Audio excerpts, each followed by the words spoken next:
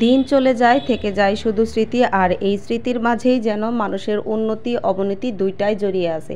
So hello everyone, আসসালামু আলাইকুম। প্রতিদিনের মতো আবারও নতুন একটি ব্লগ নিয়ে আপনাদের সামনে হাজির হয়ে গেলাম।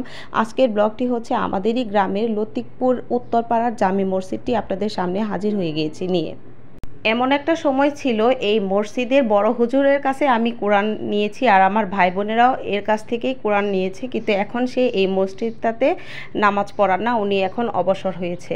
যাই হোক, আমি এত কিছু বলতেছি কিসের জন্য, যে আপনাদের সবার সামনে একটু স্মৃতিটা শুধু ধরিয়ে দেওয়ার জন্য। দেখুন তো, মসজিদটা কিন্তু কাজ ধরেছে কিন্তু কমপ্লিট হয়নি। দেখেন, সম্পূর্ণ না হওয়ার একটাই কারণ টাকা। এই মসজিদটা কমপ্লিট করতে 28 লক্ষ টাকা খরচ হয়েছে এই পর্যন্ত আনতে, আর বাকিটুকু কমপ্লিট করতে আরও 13 লক্ষ টাকা লাগবে।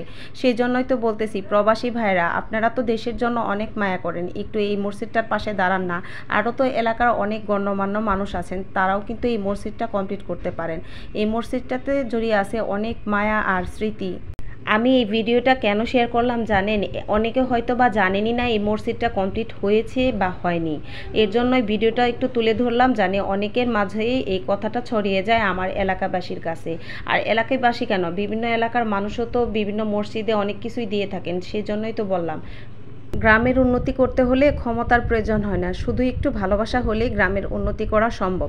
সবাই মিলে যদি একসাথে এইখানে পাশে দাঁড়ায় আমরা, তাহলে গ্রামটা কিন্তু আরও সুন্দর করা সম্ভব। সেটাই আপনাদের সাথে একটু শেয়ার করলাম। যদি আপনাদের ভালো লেগে থাকে তাহলে কাজটা করে দেখবেন কীরকম ভালো লাগে। সবাই মিলে করলে কিন্তু খুব ভালো লাগবে, একটাবার চিন্তা করে দেখেন। আরেকটা কথা বলতে চাই আপনাদের সবাইকে, যারা আমার গ্রামের কোনো তথ্য প্রচারের প্রয়োজন হয়, যদি সেটা ভালোর দিক হয়, গ্রামের উন্নয়নের কাজে হয়, তাহলে অবশ্যই সেটা আমার ব্লগের মাধ্যমে ছড়িয়ে দেওয়ার চেষ্টা করব, আশা করি যদি আপনারা আমার পাশে থাকেন। আরেকটা কথা আপনাদেরকে বলতে চাই, যারা আমাকে আমার সাথে কথা বলার জন্য মেসেঞ্জারে অনেকেই কল করেন, কিন্তু আমাকে মেসেঞ্জারে কল করলে পাবেন না। আপনাদের যদি কোনো দরকার থেকে থাকে, অবশ্যই আমার ভিডিওগুলোর নিচে কমেন্ট করবেন, সেইখানে আমি আপনাদের প্রত্যেকটা কমেন্টের উত্তর দিয়ে দিব, আর আমি যথাযথ তাদের সাথে যোগাযোগ করার চেষ্টা করব। তো যাই হোক, এই তো দেখেন সামনে কিছু ইট রাখা আছে, এই কয়েকটা ইটই এই মসজিদে দেওয়া আছে। তো আপনাদের যদি কারো যদি এই মসজিদটা উন্নয়ন করতে ইচ্ছা করে, তাহলে অবশ্যই আপনারা একটু জানাবেন কমেন্টে। আর এই তো দেখেন, আমি এখন মসজিদ থেকে বের হয়ে যে আমি রাস্তায় বের হয়ে গেছি, আর এই পাশটাতে সম্পূর্ণই কিন্তু আমাদের দাদার জায়গা ছিল, আমার দাদার জায়গা। এখানে আমাদের সবারই, সব চাচাদেরই জায়গার অংশ আছে।